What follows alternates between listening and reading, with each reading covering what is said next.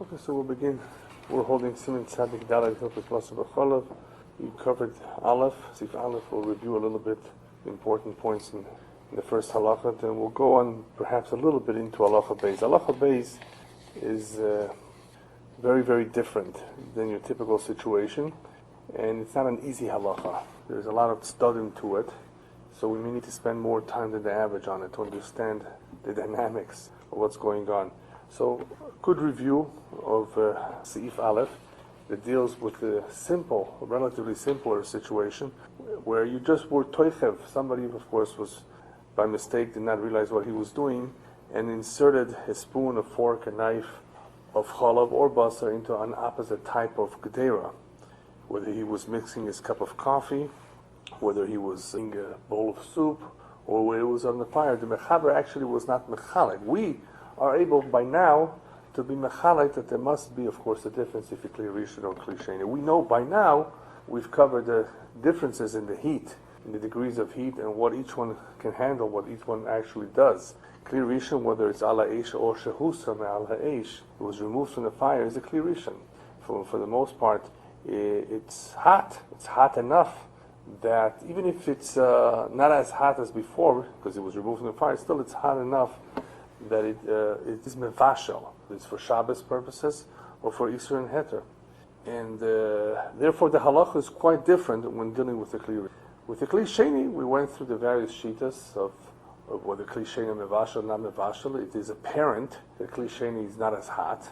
The walls of the keli cool off the liquid, the contents within it, even though, by the way, there is a distinction made between liquids and solids. A solid would heat much more than liquids. So even though you're putting that solid into kli sheni, it's not necessarily that solid piece of solid going to be kli sheni. You have to be extra careful with that. Is that solid was regardless? Yeah, regardless. Except that with roasting, depending on the contact, the din of tzli is different than the din of bishul. Basar b'chalav and the gab. No, I think it would be the same. I haven't seen anybody make a distinction except for the shach here on the shpud, whether it was heated with fire or it was done through bishul. There he makes the difference. He makes a distinction. But legabe the yavish itself, if it was very, very hot, it will retain the heat, whether it was heated through tzli or whether it was heated through bishul. I would believe so, yeah, that it would be the same. In other words, it would not be more. It would be the same. Just as much as tzli asers, kinetila, so will it will continue to aser. Are we speaking in a situation still in the first pot in the water, the first pot in the yeah, but we were saying that we removed that solid from the water. We removed the solid. Right, and right now it's without any liquid. And even if it was with liquid, but because where I see a distinction, is perhaps cooking in water. Right. It wasn't receiving the heat nor directly from the pot. Sure. It was receiving a little bit by first having to have the water, which now in turn the heat. Right, that's true. But at So some point, see that it's already twice removed heat. There's a pot in between, also water in between. but that was only initially.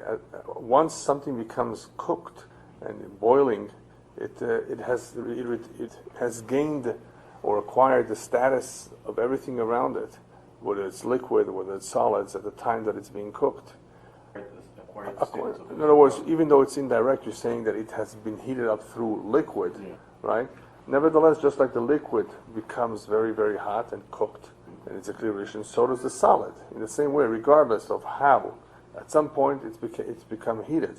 Now that you remove it, that heat, that's the nature of the solid, that it retains the heat much better or longer than the liquid. And that is why, we're extra careful with solids. We're more careful with solids than we are with liquids when they are placed in a kli sheni. All right. But anyway, that's a small distinction between the two. When it comes to But that was when it was liquid.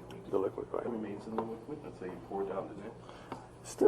Still, even though it's in the liquid, it's the liquid that's cooling off, not the solid, even if the solid is within the liquid. Because apparently it still is able to retain more heat, even though the liquid around it is cooling off.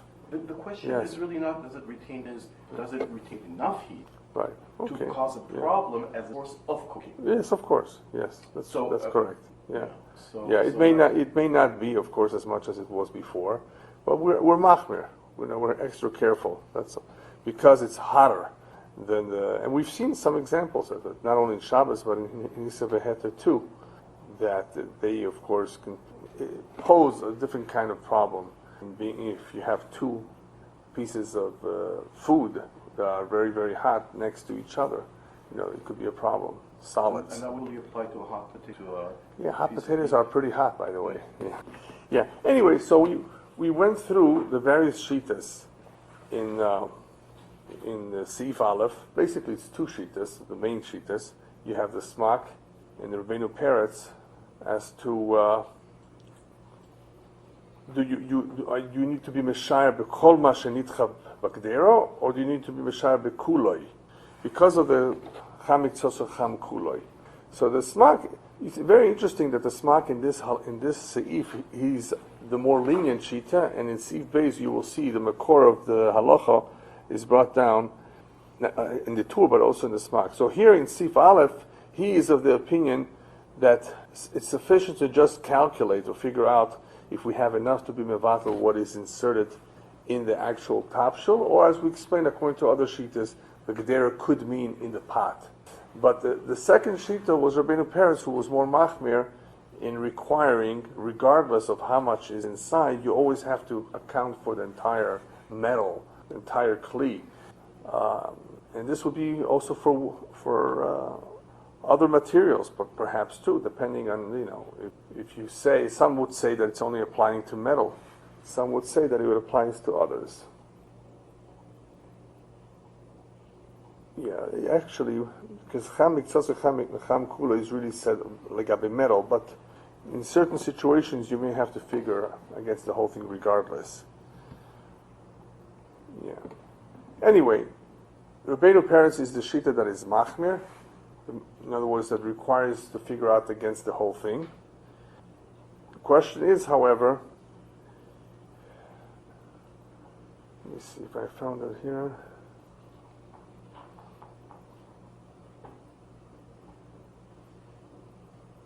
The question was, there was another question whether this made a difference, whether it was cold or hot. That was the other question.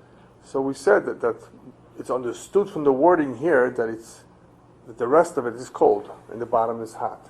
Had the whole thing been hot, then perhaps the halacha would be different. That was the only additional chilek here.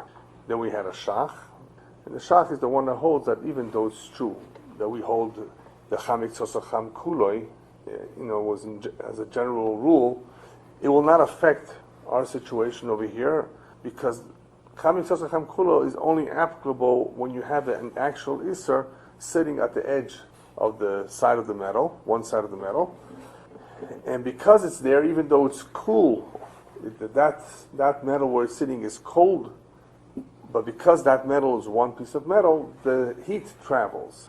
So the heat travels, it therefore will absorb the Isser that is sitting at the other side, at the edge of the side that's cold. That's what the shach holds. That's the only time Cham Mitzvos Cham Kuloi is a problem. And of course, he differentiates between shpud and bishul. That Cham Mitzvos Cham Kuloi is only said agabe the spit on the fire, but when it comes to bishul, you're actually cooking something, and you insert something in. It doesn't mean that what's in the bottom that is very hot will affect what's the top. Now, this is more or less what we covered, but in discussing this last example where you're actually putting a spoon into a hot pot, not a bowl of soup, not a cup of tea, but a hot pot, I can assure you that after a couple seconds the whole thing will become hot. So that's why it's important to keep in mind what we said also in the name of the Pri Megadim, that even though it's true, according to the first Shita, that's the Smak, that the outside is not a problem, that's only if you didn't keep it there long enough. If keeping it there long enough and the whole thing is becoming hot, then the same way that it's mavliya, it could also be maflit. You could also extract from what's top. So therefore you would need, in that case, shishim keneged the whole spoon. The only one who made a pshara of sorts, a compromise, even though the whole thing is hot, is the Magen Avram. In Orach Chaim, the Magen Avram holds that the Cham Mitzvos Cham Kuloi halacha is that it could be mavliya, but it's not maflid. In other words, because the whole thing is hot, then the whole thing will become boilea from whatever is inside. What's a nafkamina? Nafkamina is if you took the other side and put it upside down. In other words, you took the portion that was sticking outside that was mavliya, that was absorbed. It was boilea, and then because it was boilea, you used that to steer whatever it is that you're steering. Well, since it was boilea, then you have a problem. But for it to be maflit, it's not going to be poilet. Why do you have to? Let's say it's such a utensil where you can use the two sides. As long as you don't turn it up, you never get into turn it upside down. Right. Only if you were to turn it upside down, that's where you would have the nafkamina. Why does it turn it? No, because if it was boilea because of chamik sasam cham kuloi, when would it ever become a problem? It would become a problem that now that it was boilea, right?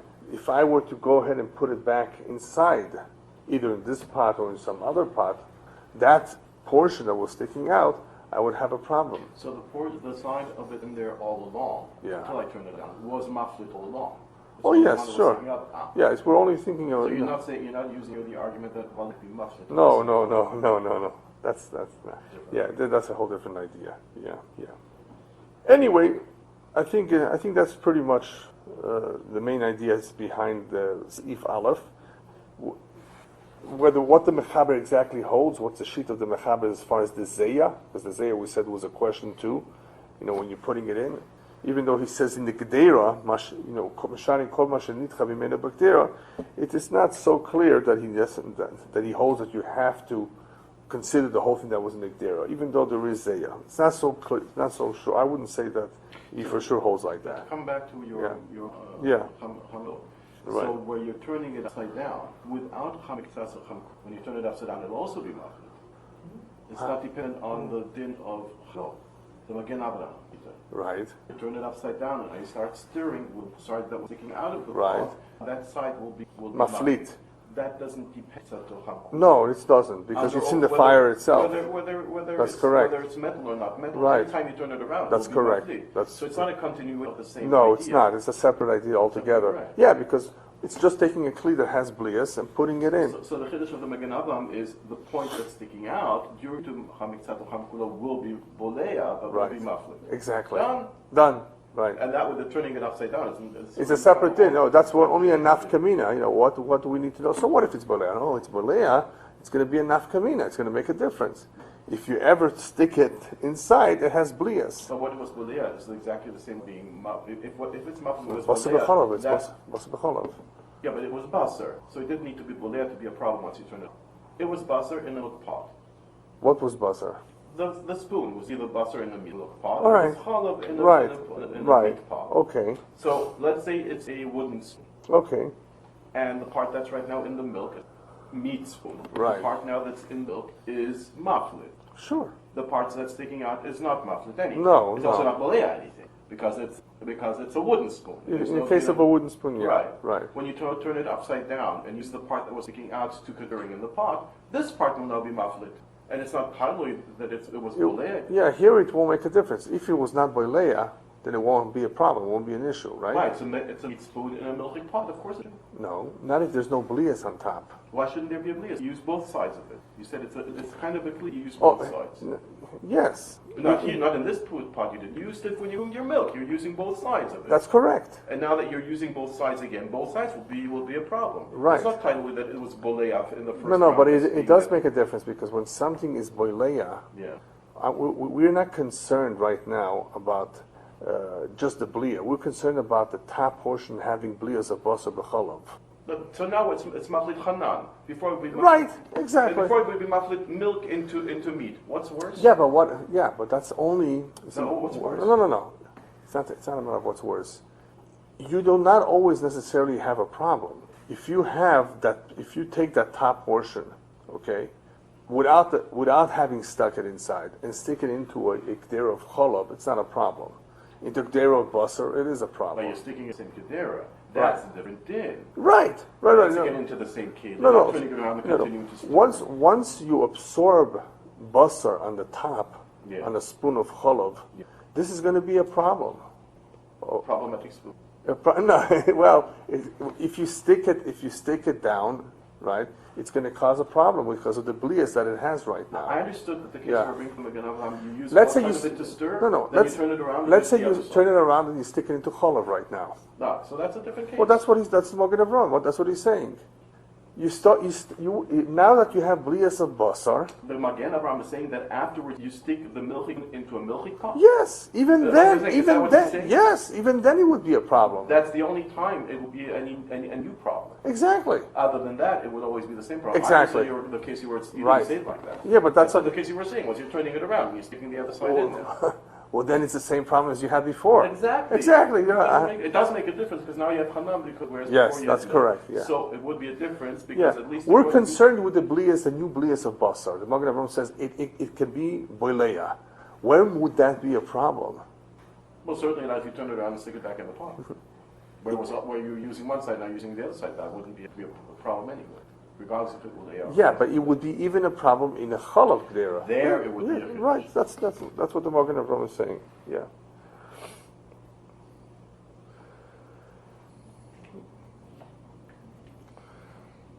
All right, I think that was pretty much Sif Aleph. That was the main shittas that we covered. And we spoke about if you know how much it was baleh to begin with. There was a shita of Rabbi Elyahu Kin that wooden keli or metal keli, if you know exactly how much it absorbed, you can measure against that particular amount. But we don't hold like that shita because we don't know exactly kama nofik minei. Right? Because over here we said that the halacha reads misharim bechol ma shenitcha. It doesn't say b'ma shenofak minei how much came out, unless you know for a fact. You know, it's a kaf chadosho. So then we had that other shita that if it's eitz or metal, it's kama isu yotza, Rabbeinu Yerucham. But we don't hold like that. We're mashayar by the whole piece that actually went inside, which is of course a bigger chumrah. Okay, I think we should go on to Sif Beis now, and Sif Beis will require a little bit more, perhaps more in-depth review, and we'll leave that for next week. But just to get the feel of what's going on in Sif Beis, there are several nekudas that are expressed here. And that's what makes it difficult, because it is somewhat of I whenever I learn the Sif, I look at it as a very revolutionary type of halacha. It's not your typical halacha, and you'll see why soon. And what makes it more complicated is that we are being introduced to various ideas that we're lucky we learned Hilchos Taaruvot, so that some of them will sound familiar to us. But otherwise, this is one of those seifim that it really pays to learn in depth the Tur, the Yosef, the Rosh, to get a better understanding where each one learns or says what he says, where he takes it from. Yeah, okay, little by little. Right now, what we'll do for today is just an introduction into what's going on here, how this is different, not your typical.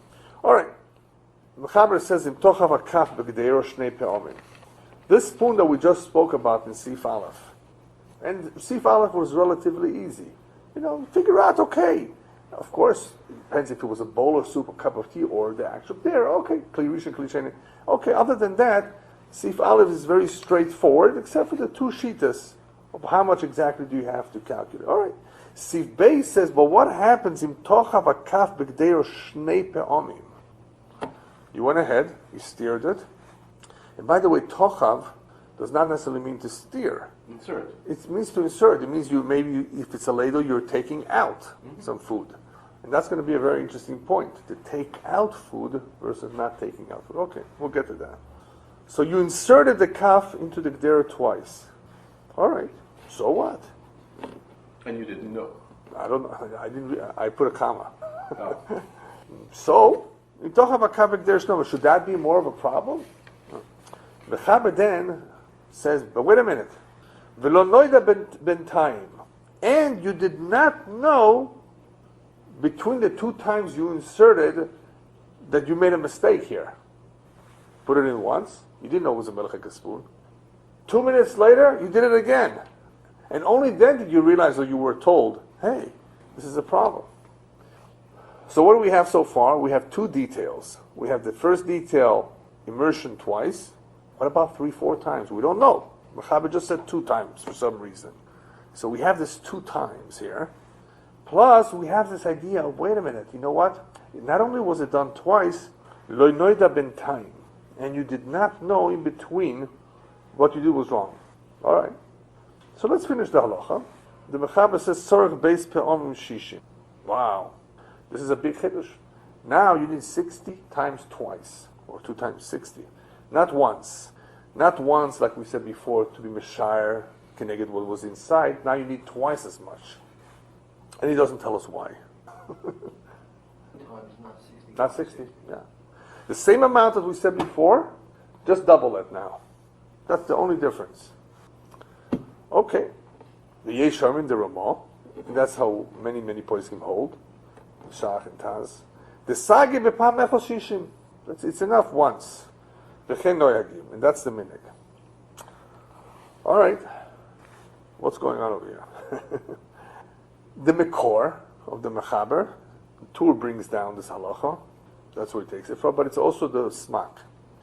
The Smak is the one that for some reason was lenient, right? We saw he was lenient in Sif Aleph. He says, just enough, just cover, just take care of the spoon, the portion of the spoon that went into the tafshil. That was the Smak, the sheet of the Smak. You're only being Meshire against that which was inside. He is the one that in Sif Beis is the one that's Machmir. It's his chumrah. It's taken from his words. That you need twice, not once. Now, why would you need twice? So, without learning, without looking at the reasons, without checking the background of this halacha, you wouldn't know why. Why? Why should you need twice? Supposedly, isn't that the same thing? It's not a new isser that you're putting inside. Let's go back to Hilchos Taaruvot for a moment. There's a Ramah in Hilchos Taaruvot, and the Beis Yosef pretty much, I think, holds the same thing. What happens if you had, this is a big sugya, we've covered that in several shiurim. What happens if you had an isser fall into heter? It's bottom, right? And then another isser fell in again. Remember that? And there was over there the chiluk too of noida and shelo noida. And the Ramah says, makes no difference whether it was noida or shelo noida. It's choizer v'nir. Even though the first time around the isser is bottom, it's gone. There's enough. By the time the second isser fell in, there's just too much isser now between the two of them. They combine. Even though there's a shita that doesn't say like that. There's a shita that is mechala between noida and shelo noida, especially the shach over there says by yovesh b'yovesh, min b'minoi. You may be able to be mekel. The problem when it's not yovesh, the problem when it's eino minoi, or minoi she b'minoi by lach, because we're goizer or to eino minoi, is that you have tam.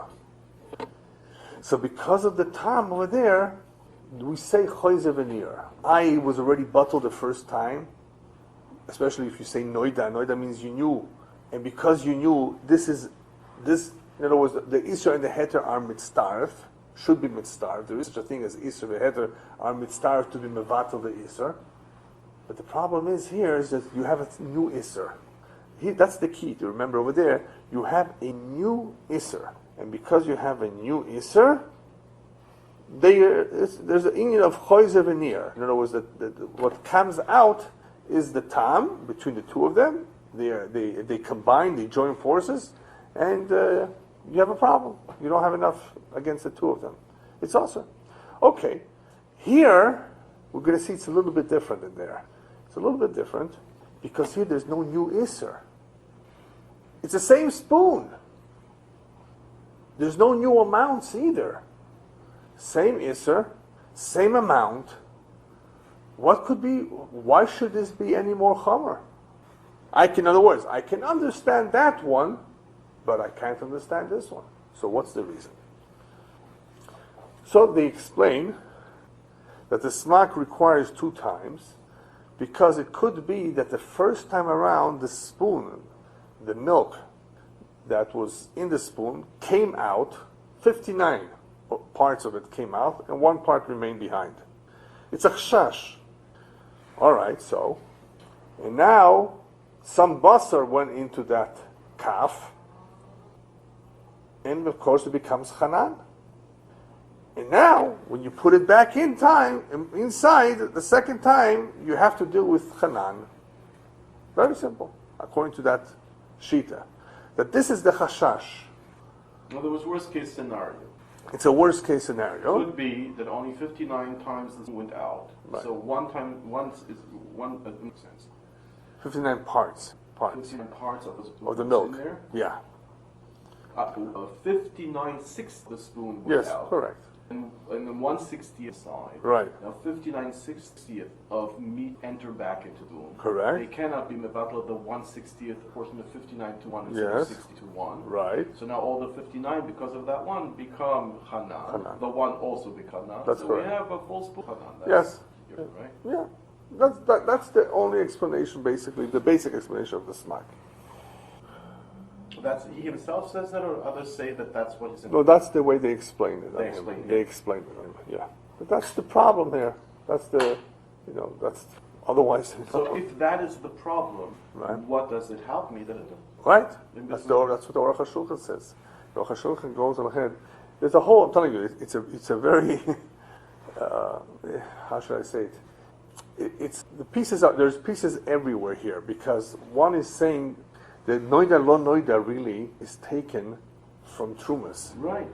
Okay, Because there's a rush. That fact Comes along the Aruch HaShulchan and says, what's going on over here? You can't compare it to that. So when I learned the Aruch HaShulchan, I said, wait a minute, calm down. I say to myself, in other words, let me first see what the Shachan says. Let me see what the Basar said. Because he's attacking it from a completely different angle. You say, how do you compare it? It's a whole different thing. So that's why it's a little bit heavy, especially that we're seeing that it's a this in itself is already a chiddush. There's a chashash, like you say, worst case scenario. But then, wait a minute, why should it make a difference then Niddah and lo Niddah? right? Hanan is the first one. Exactly, supposedly. Right? You understand? It's very good that you brought it out right away.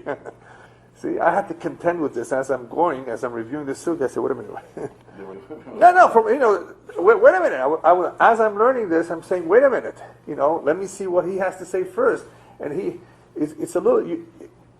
Sometimes I wish there was someone who basically organized it all in a beautiful way, point by point. But it doesn't happen like that. You have to basically recreate from scratch what's going on over here. The interesting thing is, pre-organized like that, many people have difficulty the problem, much less the solution.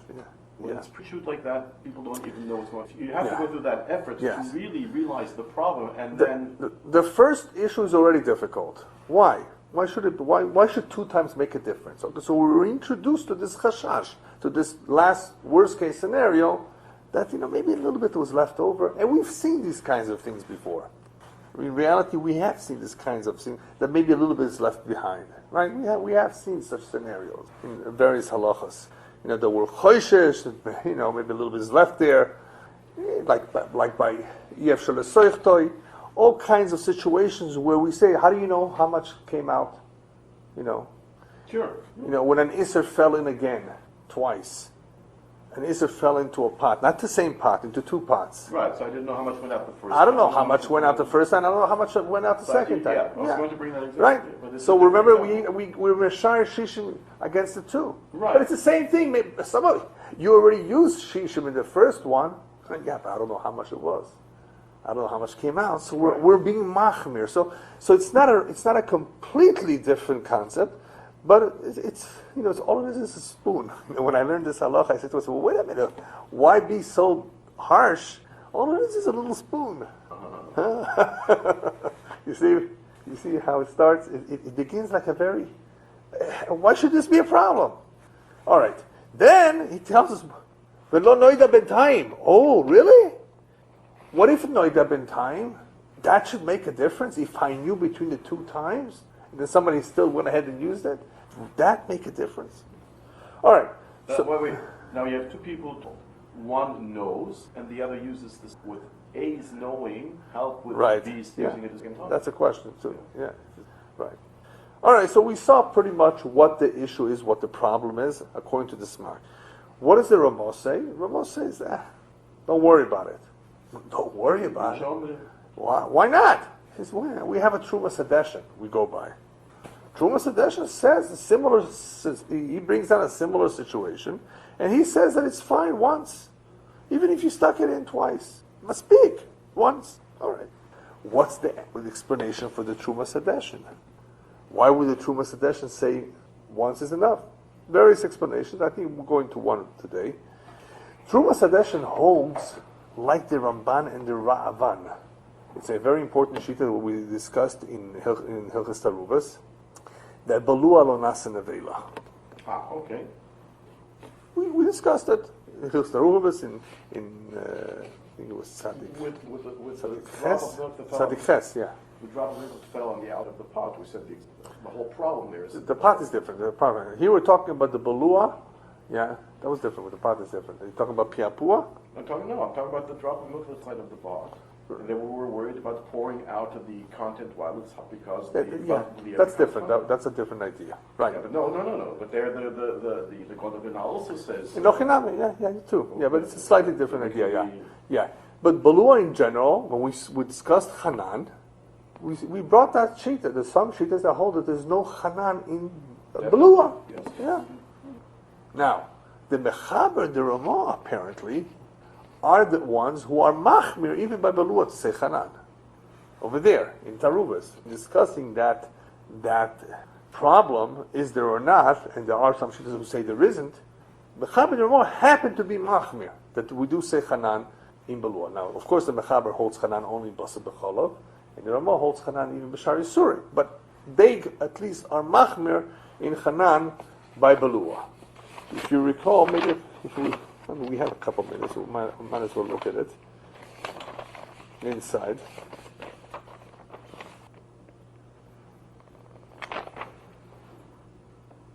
Kaf Yeshono Bas Yoimo Mesharim Bekula ויש מי שאומר שגם בזו אין צורך אלו שישים לבטל הכזאיס שבו לו. והסבור הראשון העיקר. What was the Svara Rishona? In the case of Sifeim, Yadua Kamahu Isser, you know how much the Isser was, Kaf Chadosha, Osha Ino Bas Yomo, Shenir Bo Bolo Kazais Cholov, Vachakach Nir Bokdir Shel Basar, and so Elo Shishin Nebata La Kazais Shebolo.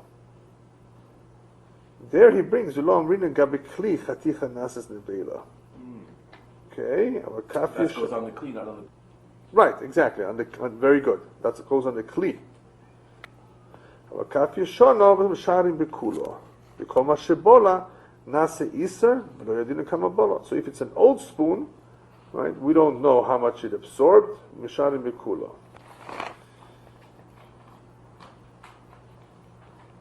Anyway, that's what they discuss it over there. So the Ramah here holds like that shita that says what? That says there's no Hanan in an iser balua. So even though later on they're machmir, the Rabbi Elyahu explains that the Trumas Hadeshen over here would be mekel because of a tziruf. There's an additional reason to be mekel over here that is different than over there. And what is that? He explains that as long as the spoon is inside in the Gdera, it's part of the tafshil. In other words, that everything is connected. So if you have 60, then the blia will not become connection. Because of the connection. So Hanan doesn't really happen. Right.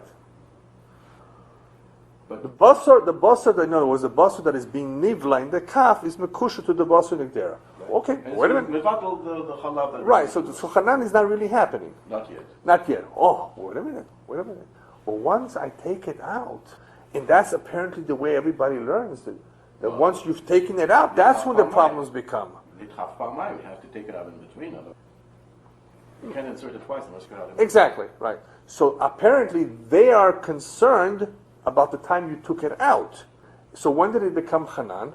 At the moment that it's disconnected from the food in the pot while it's still hot. Okay. Before it cools down. Oh, so therefore, even though we have a very nice explanation over here that inside there is mekusher, and that makes sense, and you have to really say that, otherwise this is it brings up another question with others, with other situations of why we don't say Hanan.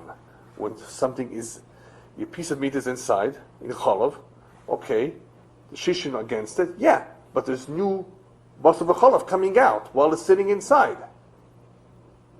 Why don't we say that? Because Eina Nesar, the Nesar cannot be more chomer than the Osar. Oh, remember that? No, but still, over there, the Aruch HaShulchan explains that too. The Nesar, the milk that's going into the meat, okay? And now, milk and meat are coming back out into the Kedera. Yes, but both of them are not Hanan. There is no Isser. There is no heter remain. What do you mean? There is no heter that's only Asr because of Sir Balua. Yeah, but we're not machmer there. We'd say if you have shishim keneged that basar, right.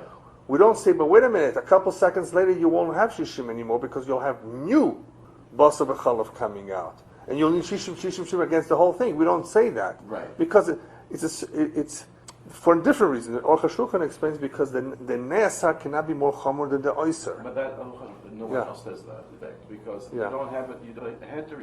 When do you say the ne'asar cannot be, the ne'asar cannot be more stronger than the oser? That's right. When you say when you have a heter, and you have an isser, and now you're saying the heter cannot asser more than the isser, that it's bolea. Yes. But here, the heter became an isser itself. So you no longer have a You're heter. right, it's not exactly the same. You're right, it's not exactly the same. But nevertheless, he uses that over here in order to explain why this makes sense. There's a certain mekusha. It requires an explanation. It requires an explanation. That explanation is very, very problematic. Yeah. The which one? The Aruch HaShulchan? Yeah, very problematic. Go ahead. Yeah. If you say when it's in the pot, yeah, then it should be once it's brittle, it's gone. It's gone. So those shittas that hold that the problem begins outside. But there's nothing happening. Right. So what does happen once it's removed? Because the Truva Sadesh, the explanation given, the way Rabbi Elyahu explains it, that once it's inside, nothing is really happening more than it should, because it's Mekusha. The problem then happens when you've removed it from the pot. If that's the case, then according to the Smak, and those who hold with him, that ladle or spoon has a din of a clear rishon even after it's removed. That's a big chiddush. In order for you to say chanan, which is what the problem here is, according to the Smak, in the Blias, in order for that to be a complete chashash, then you must hold that this happens as soon as it's been removed, and when you've removed that keli, that it has a din of a clear rishon. I have a problem with the... Okay. The point here is not that it's removed. All right. The point is that it's okay. From the food. Right. It doesn't have to have been removed completely. Still be within the pot, but it's been separated from the pot. It's no longer connected. As long as it's connected, the food in the pot is being mevatel. Yes. All right. But if that's what I meant. Yeah. But if you use the word separated, then I don't see why you would need to clean. It's still right there in the pot. It's just as much a rishon like the meat in the pot as a rishon. Yeah, but where is it in the pot? Where in the pot? It has collected heat from the pot and has not had time to cool down yet. Right, but where is it? It's actually in the pot, in the tafshil? Not in the tafshil, in the pot outside of the tafshil. Oh, okay. I mean, then you're talking about a small area, in other words, above the tafshil. Whatever. Of course, eventually, if you take it out of the pot, eventually it'll cool off. I'm talking about you but it's already hanan by then. Yeah. By the time you removed it from the pot, it's already hanan. I see what you're saying. Yeah, okay, fine. As soon as you removed it... As you separated it, and it's no longer in the tafshil. In the tafshil itself, but it's still according to them, it would be a clear rishon. Just like a hot potato would still be rishon. Okay, possibly, yeah. You have to say that it's a clear rishon. That's what I'm saying. Not everybody agrees with that. Well, it doesn't have to be a clear rishon with respect to its ability to cook something else. Right. Okay. Fine. But it's still above the Yatzolet. Yeah, but you understand. It's not worse than an Irui. Right, but you understand that in order for Hanan to really be a problem here, the kli that has been separated from the tafshil has to have a din of a clear rishon, supposedly. Otherwise, if it's becoming a problem only after being separated from the tafshil, by that time it's a kli sheni perhaps. Eventually. Right. So it could apparently those that hold that it's a problem because of Hanan, the potential of Hanan, chashash. It's only because it's also a clear rishon. While it's in the tafshil, it is a clear rishon. Yes, while it's in the tafshil, yeah, there's no question. And it losing that status of being a rishon depends on its cooling down. Yes. Yeah. We hold it if you put a lot into the soup. Right. Take it out. It's a So machlok. the ladle is a ready. It's a machlokes. We're makel. We're making. We're makel as long as the ladle is outside. Once the ladle is outside, Right. we hold it as a Right. How does that, Steve? So that's exactly what I said. Those shitas that hold the chanan becomes after it's been separated must hold that it's a klirisha, and there are those who hold that it's a kli, still a klirisha. But before we go to the possibility of becoming a cliche removed from the fire, Right. certainly it has not had time to cool below Yad Soleh. Right. At the point in time where it has already completely separated from the tafshil before it came out of the pot. Right. So therefore. So there is right there it became chanan. How long does it become a now? Yeah, but Right there it became chanan. Yad Soledes, but may not be enough. Apparently, May not be enough. you can have a klisheni Yad Soledes, but it's still a klisheni. No, but that's when it's a cliche already. But Right. here it's coming from the fire. Okay, Right now it wasn't the fire. Yeah, but not everybody. That's the question that you're If raised. it's lehatchila cliche Yeah. that never collected heat from the fire, Right. fine. So that's Here the it's question coming the from poison. fire. But that's the question the poison is But it it or not? starts out, while it's in the tafshil, You're right. it starts out as a klirishon. You have. While it's in the tafshil, it's starting No, out as a there are klirishon. some who hold like you. I Yeah. understand, Yeah. but while is there anyone who doubts that it's rishon while it's still in the tafshil? No, not in the tafshil. In the tafshil. Yeah, if you hold the So ladle it has inside, to- it's so it has to undergo a transformation from starting out as a kli rishon in the tafshil to become a kli sheni, Yes. which it isn't right now. transformation is as soon as it's separated from the tafshil. Why? According It to some. depends on the heat. No, it doesn't. No, according to some, if it's not the original pot on the fire, it's already a klisheni.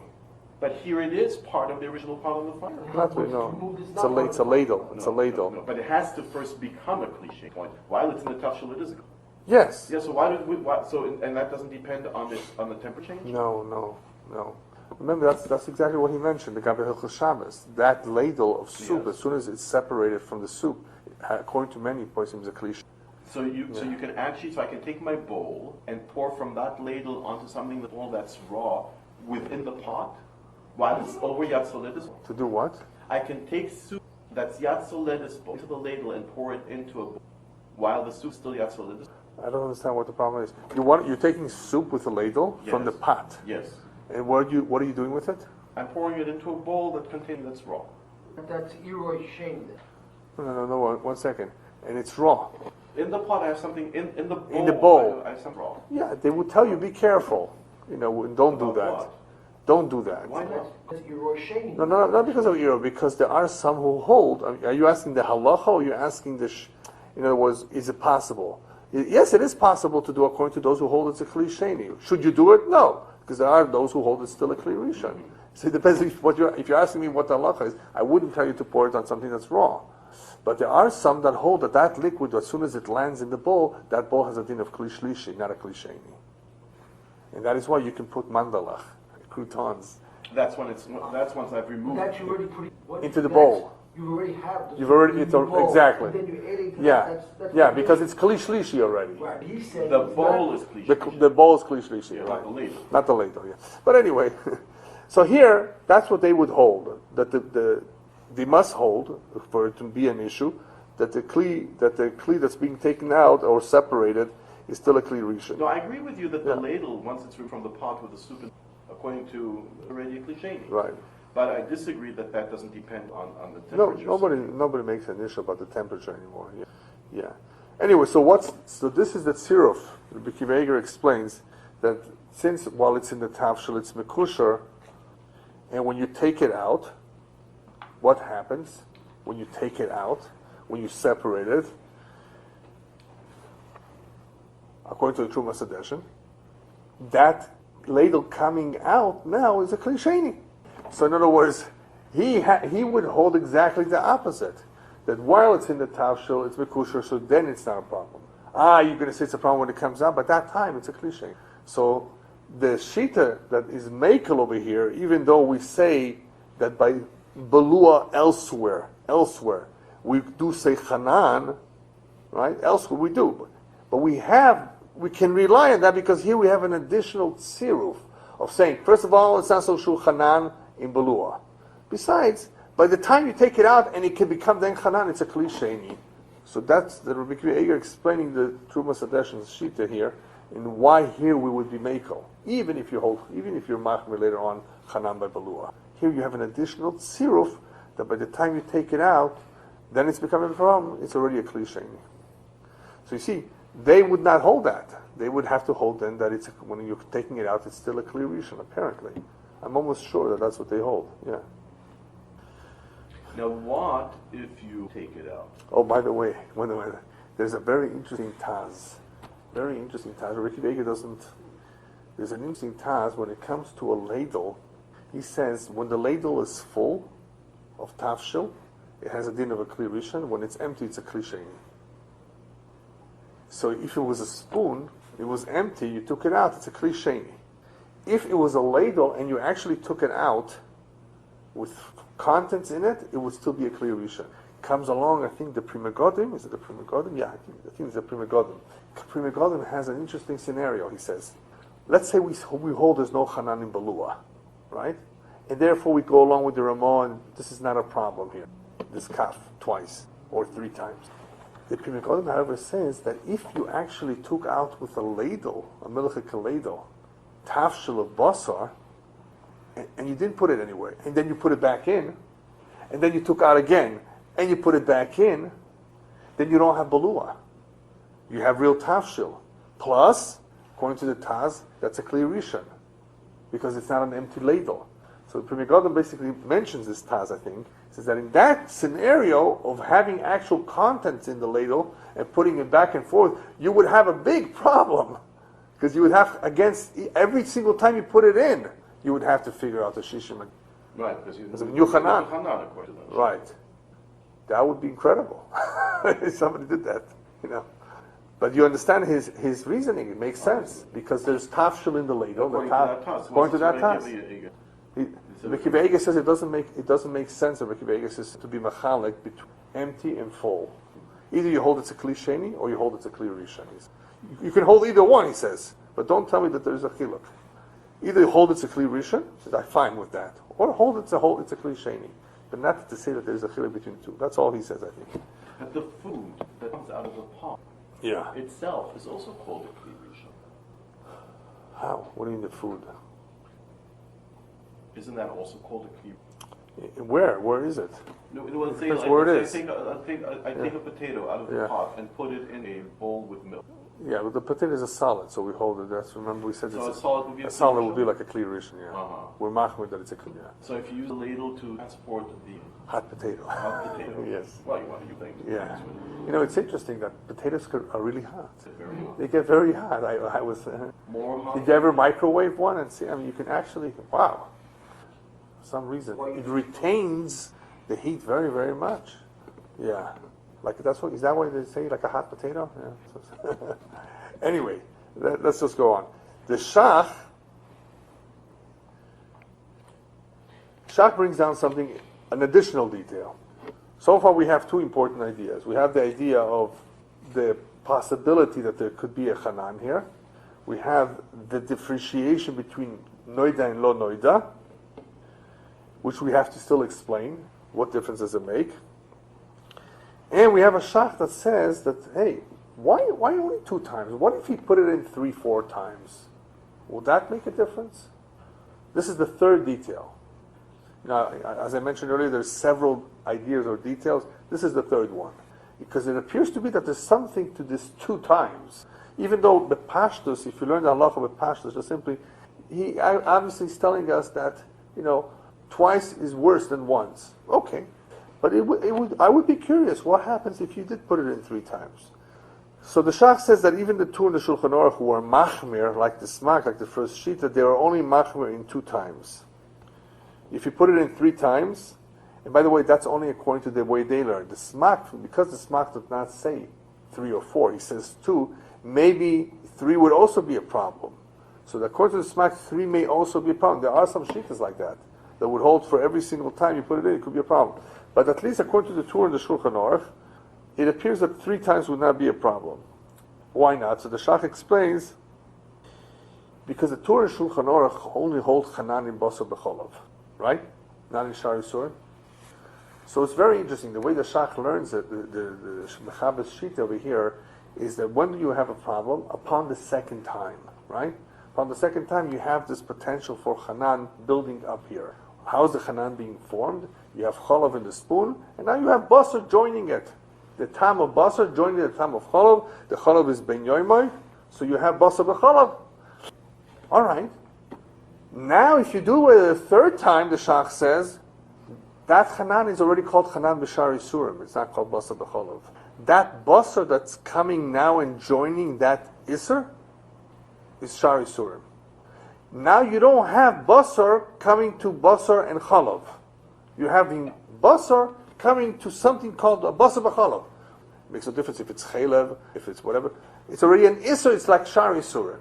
And everybody, and a lot of achronim will say, "Gewalt! How could you say that?" This is another one of those, things that stop you. Why should this be a shar isurim? There should be every single time basar comes and joins. If you have basar b'chalav, cheeseburger, okay, they're already a basar b'chalav, and now you take that cheeseburger and you cook it. So you're cooking it with some more basar. Are you over in basar b'chalav? Chavas Das asks this one. That's it. Yeah, once it's basar b'chalav, it's not small. It's not basar. It's not that are combined. It's right. So that's but and there's a common opinion that basar b'chalav continues to inflict the isser of basar b'chalav. Exactly. Milk yeah. And meat, yeah. Yeah. So there are those who ask on this shach. Why? How could you say that it would be shar isur? But you're right. It's a machlokes. I mean, it's not necessary. I think he said, or what's it talking about? Who makes it? If the milk was cooked itself and the meat by itself, right? You remember that? And then they put it together, right? And it's again basar b'chalav. Yes. But if they were l'hatchila cooked together, then cooking them over again is no longer exactly. Yeah, but that's not so pashut. No, there are those who cook. Right. So that's why they raise this question on this shach. What about it? Third time should also be a problem because it's still a basar b'chalav. It's still a chanan. No. According to Mechaber, there's no chanan b'shar isurim, and this is already shar isurim by the third time. So that's why only 2 times would be possibly a problem, not more. So the shach explains why, the way he understands, why the Tur and the Mechaber would not have a problem with the third time more than the second time. But according to others, maybe there would be. All right, let's just go into this last nekuda, and then we'll review it next week again. What's the chiluk between noida and lo noida? As we saw in Taaruvot, usually we're not mechalik.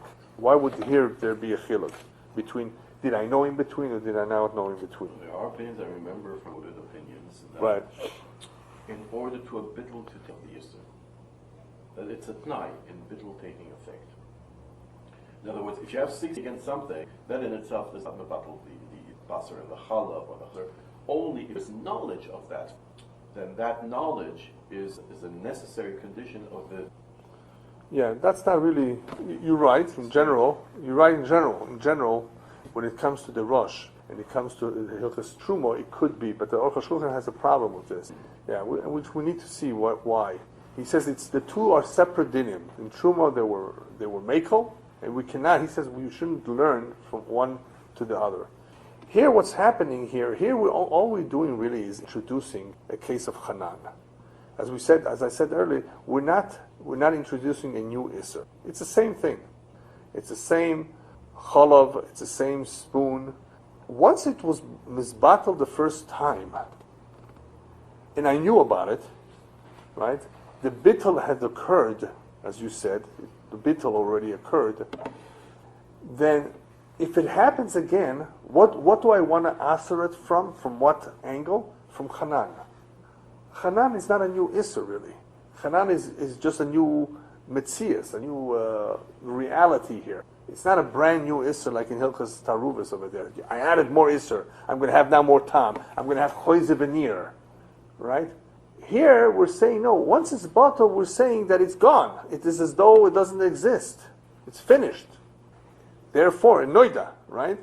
Coming in again and saying, well, maybe a little bit is on that we're not machmer. It was to say because of chanan.